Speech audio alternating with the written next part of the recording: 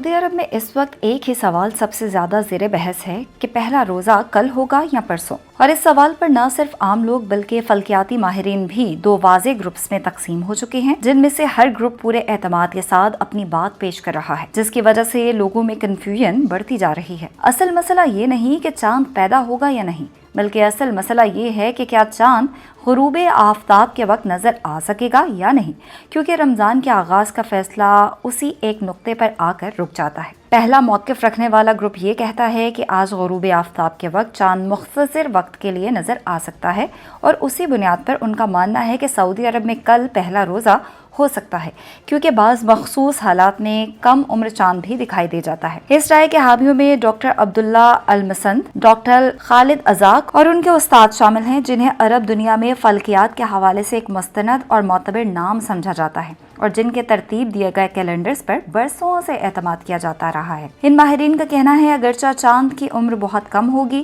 لیکن اس کے باوجود مخصوص علاقوں اور محدود وقت کے لیے چاند کا نظر آ جانا ممکن ہو سکتا ہے، اسی لیے وہ کل رمضان کے آغاز کے امکان کو رد نہیں کرتے۔ دوسری جانب ایک اور گروپ ہے جو سائنسی بنیادوں پر یہ موقف رکھتا ہے کہ آج چاند کا نظر آنا ممکن نہیں ہوگا، کیونکہ اگرچہ چاند کی پیدائش ہو جائے گی، لیکن اس کی پوزیشن، سورج سے قربت اور روشنی کی کمی ایسی ہوگی کہ ننگی آنکھ سے چاند کو دیکھنا ممکن نہیں رہے گا۔ اس موقف کی نمائندگی مرکز فلک العدولی کر رہا ہے، اور اس میں بدر الامیرہ اور ملہم الہندہ جیسے معروف فلکیاتی ماہرین شامل ہیں، جو یہ کہتے ہیں کہ ایسی صورتحال میں کل رمضان کا پہلا دن نہیں ہو سکتا اور پہلا روزہ پرسوں ہوگا۔ اس بحث کے دوران ایک اور بات بھی سامنے آئی ہے کہ سعودی عرب میں غروب آفتاب سے کچھ دیر پہلے سورج گرہن ہوگا، جس پر بعض لوگوں نے یہ خیال ظاہر کیا ہے کہ شاید اس وجہ سے چاند نظر نہ آ سکے۔ تاہم فلکیاتی ماہرین نے واضح کیا ہے کہ سورج گرہن اور چاند کی رویت دو الگ الگ معاملات ہیں، اور ان کا آپس میں براہ راست کوئی تعلق نہیں ہوتا۔ ماہرین کے مطابق سورج گرہن ہونا چاند کے نظر آنے یا نہ آنے کا فیصلہ نہیں کرتا،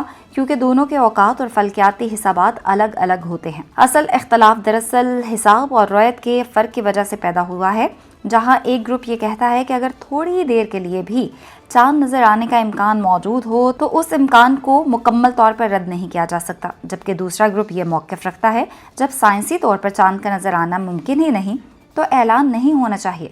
اسی وجہ سے دونوں طرف اپنی اپنی دلیلیں، اپنے اپنے حسابات اور اپنے اپنے اندازے موجود ہیں، اور دونوں ہی اپنے موقف پر پورے اعتماد کے ساتھ قائم ہیں۔ اب چند ہی گھنٹوں کے بعد یہ بات واضح ہو جائے گی کہ سعودی عرب میں پہلا روزہ کل ہوگا یا پرسوں، اور اس کے ساتھ ہی یہ اختلاف بھی خود بخود ختم ہو جائے گا کہ کس موقف کے مطابق اعلان سامنے آتا ہے۔ یہ معاملہ کسی کے درست یا غلط ہونے کا نہیں، بلکہ اس بات کو سمجھنے کا ہے کہ اختلاف کیوں پیدا ہوا اور دونوں طرف کے دلائل کیا تھے۔